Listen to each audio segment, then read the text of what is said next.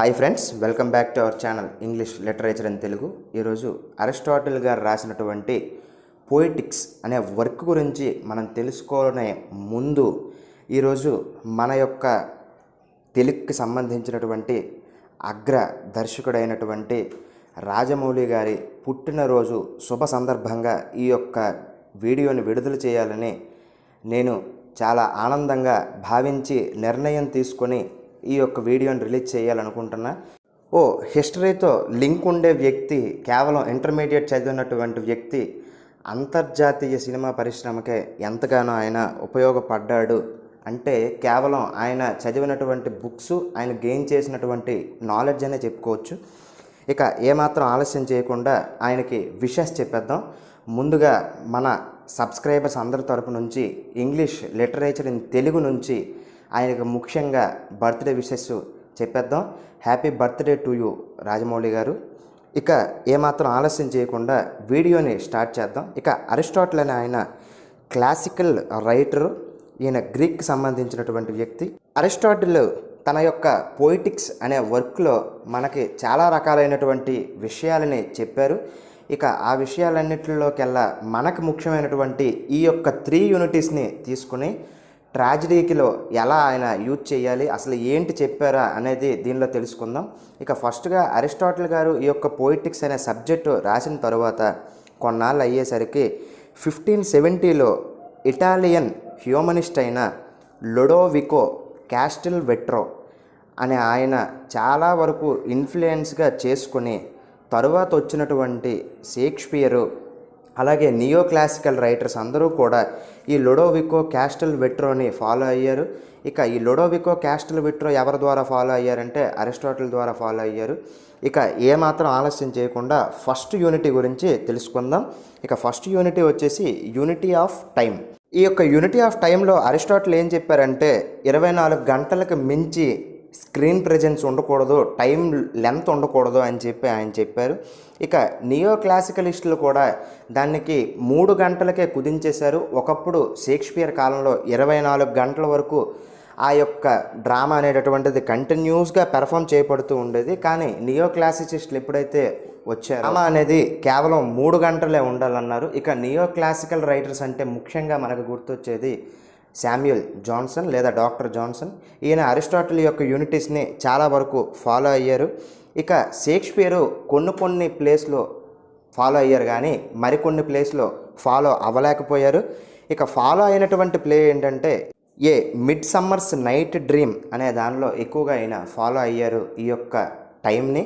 ఇక బాహుబలిలోకి వస్తే ఆయన ముఖ్యంగా 2 పార్ట్స్గా డివైడ్ చేసినప్పటికీ ఫస్ట్లో ఏదైతే తమ యొక్క క్యారెక్టర్స్ని ఇంట్రడ్యూస్ చేశారో, భల్లాల దేవ అయితేనేమి, ప్రభాస్ అయితేనేమి, అనుష్క అయితేనేమి, కట్టప్ప అయితేనేమి, తమన్నా అయితేనేమి, ఇక మనిషికి హార్ట్ అనేది ఎంత ముఖ్యమో ఒక డ్రామాకి సోల్ అనేది అంత ఇంపార్టెంట్. ఒక సోల్గా ఉన్నటువంటి శివగామి అయితేనేమి, ఈ క్యారెక్టర్స్ అన్నీ కూడా ఏదైతే ఒక స్పాన్ ఆఫ్ టైం ఉందో ఆ పర్టికులర్ టైంలోనే ఆ యొక్క డ్రామా ప్రజెంట్ చేయడానికి నిజంగా మెచ్చుకోవాల్సిన విషయం. అందుకనే బహుశా ఆ యొక్క మూవీ అంతర్జాతీయ విజయం సాధించిందంటే ఒక్కొక్క క్యారెక్టర్కి ఎంతైతే టైం ఉండాలో ఆ టైంని తీసుకోవటం వల్లే ఆ యొక్క సినిమా అంతలా ఆడింది. మరలా మన యొక్క మెయిన్ టాపిక్ వస్తే సెకండ్ వన్ వచ్చేసి unity of place. Unity of time అయింది. ఇక యూనిటీ ఆఫ్ ప్లేస్ ఏంటంటే ఫస్ట్ నుంచి కూడా ట్రాజడీ అనేది ఒకే ప్లేస్లో జరగాలి, ఎక్కడెక్కడో జరగటానికి వీలు లేదు. కంప్లీట్గా ఒకే ప్లేస్లో జరిగితేనే దాన్ని పర్ఫెక్ట్ డ్రామా అంటారు. ఇక డ్రామా కూడా రకరకాల ప్లేస్లకి వెళ్ళటానికి వీలు లేదు. స్టేజ్కి కట్టుబడి ఉండి ఆ యొక్క స్టేజ్ మీద పర్టికులర్ ప్లేస్లోనే పెర్ఫామ్ చేయబడితేనే అది పర్ఫెక్ట్ ప్లే అని చెప్పినటువంటి వ్యక్తి గ్రీక్ ఆథర్ అయిన అరిస్టాటిల్.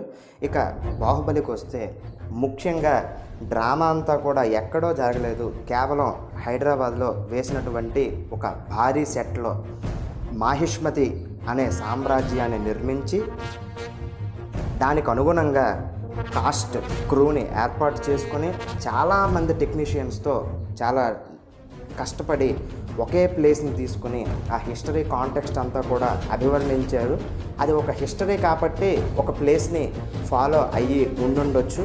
దానికి మనం అంత ఇది ఇవ్వక్కర్లేదు స్పేసు. ఎందుకు అంటే అదొక హిస్టారికల్ ఫిలిం కాబట్టి ఖచ్చితంగా ఒకే ప్లేస్లో చేయాలి. అయినా సరే సాంగ్స్కి ఎక్కడికి వెళ్లకుండా ఆయన అక్కడే చిత్రీకరించారనేది మరలా ఒక మంచి సంఘటన.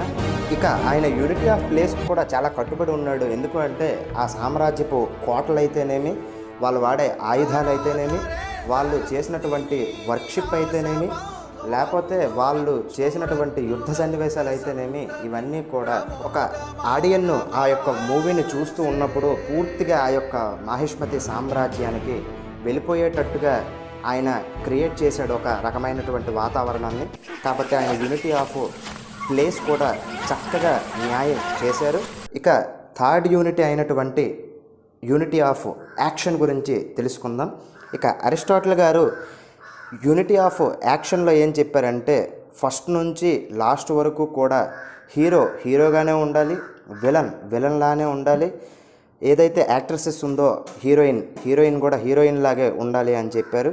ఇక మెయిన్ ప్లాట్ అంతా కూడా క్యారెక్టర్ల చుట్టూనే తిరుగుతూ ఉండాలి. ఇక 5 యాక్ట్స్ కనుక ఉంటే అది చక్కనైనటువంటి ట్రాజడీగా చెప్పుకోవచ్చు అన్నారు. ఇక ఒక ప్లాట్కి బిగినింగ్ అనేది, మిడిల్ అనేది, ఎండ్ అనేది చాలా నీట్గా ప్రజెంట్ చేయాలి అని చెప్పేసి ఆయన చెప్పారు అరిస్టాటిల్ గారు.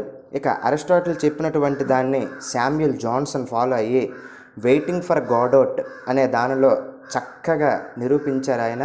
తరువాత వచ్చినటువంటి మన డైరెక్టర్ని కన్వే చేసుకుంటే యాక్షన్కి, ఆయన ముందుగా యాక్షన్ సీన్లు తీయాలంటే ఆయన తరువాత ఎవరైనా అనే ఒక స్టార్డమ్ని ఆయన తీసుకురావడం జరిగింది.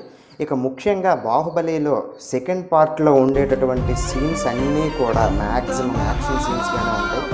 యాక్షన్ అంటే కేవలం ఫైట్ సీన్సే కాకుండా ప్రతి ఒక్క ఎమోషన్ సీన్ కూడా ఒక యాక్షన్గా చెప్పుకోవచ్చు.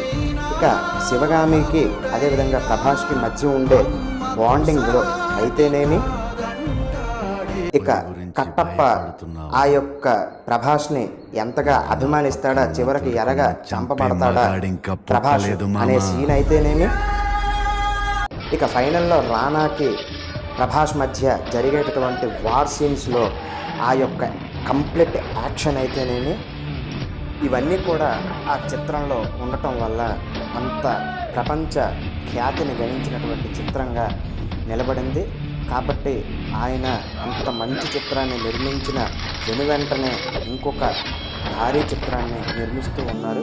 ఆ చిత్రం కూడా దిగ్విజయంగా ఆడాలని చెప్పి మనస్ఫూర్తిగా కోరుకుందాం.